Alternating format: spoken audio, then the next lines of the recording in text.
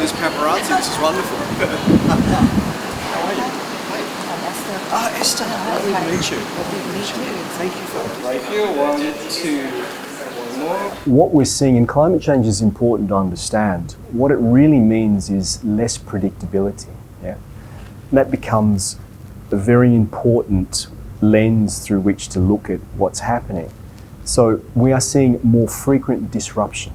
This is important. So climate change is not just about climate changing, it's about the greater erratic nature. For example, weather patterns, you're seeing it in Malaysia.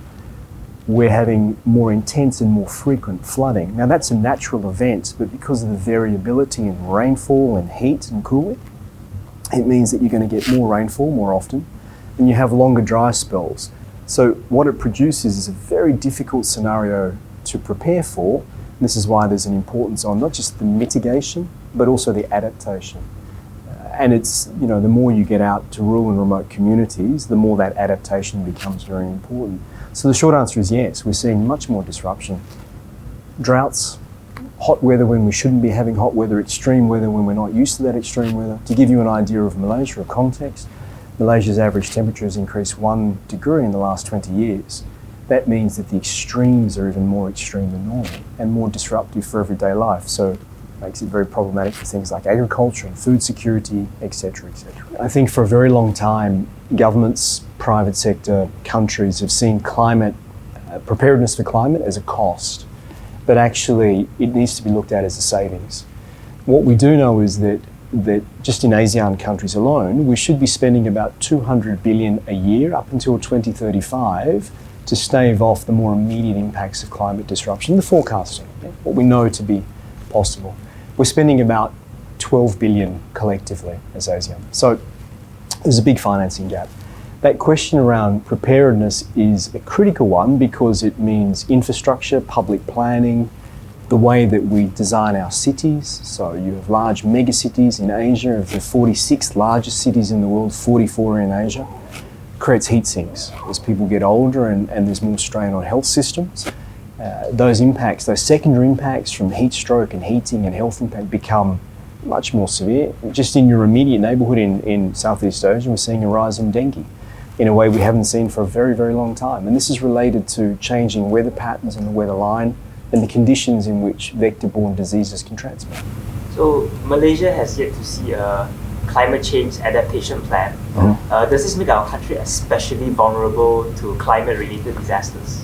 No. I think we've got to be careful about this. There's two separate issues. So there's a lot of stuff going on for adaptation. And I think it's very easy to point fingers and say not enough. The reality is that the scale of what's required for adaptation, knowing what we know just based on the current science, means that everyone has got to participate in this endeavour. On Malaysia, there's lots of good work going on. We work ourselves as UNDP very closely with NRES and other government departments on preparations and planning and forecasting and modelling. We're looking at the last mile, looking at those more rural and remote communities, at coastal erosion and food security, for example, in places like Sabah on rice production. We're currently working with the Sabah state government and the federal government on this. So that question around action is a complicated one because it affects everyone in very, very different ways. It all integrates ultimately into what we used to call human security. And that's not just about you being safe at night, it's about long-term economic prospects, long-term social cohesion, and the general well-being of people across all of society. So I think, in response to that, I would say that there's a lot going on. That question of coordination is growingly important.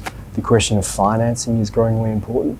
And the question of reframing how we look at the impacts and what is necessary is changing quite rapidly. Does this also mean that Malaysia can also probably expect heftier costs or damages from climate-related damages in the future? I think every country can. Yeah. So Malaysia's not on its own in this. We are seeing rapidly changing weather patterns globally. Depending on where you live depends on what those weather patterns look like and the change. We had thought for many years that in the tropical parts of the world, the change would be slightly less extreme than from the polar north and south, the boreal places. That's appearing not to be the case. And then there are secondary impacts. So with that, with the climate changes we see, there's the question about greenhouse gases and what that means. The gases that we're trying to mitigate today went up into the air in the 40s, 50s and 60s in the last century. So we're still pumping. In 2024, we've produced more carbon than we've ever done. Ironically, more renewable energy than we've ever produced as well. So it's a very complicated landscape. What it means for Malaysia is that investment in public infrastructure, in private infrastructure, in preparedness and adaptation is well beyond what governments can finance. And this is the story across the world. So in our own estimates, we think just in developing countries in the world, in the next 20 to 30 years, we're looking at a financing gap of somewhere between 200 and 400 million, approximately. Public finance at the moment is about 10 to 15% of that gap. So that opens up a great opportunity for public flows, for private flows, for coming together with blended instruments with innovative ways of financing. I think the opportunity is how do we start redefining the models that we use for profitability, for savings.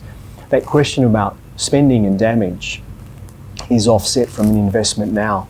The discussion that we're involved in globally is to say, and governments have been very good on this, but say to the private sector is that, you know, it looks like a lot of money now, but if you don't climate proof, if you don't move that road, if you don't think about stopping saltwater intrusion into your crops, the socio-economic impact will be far more than you realise in 10, 15, 20, 30 years' time.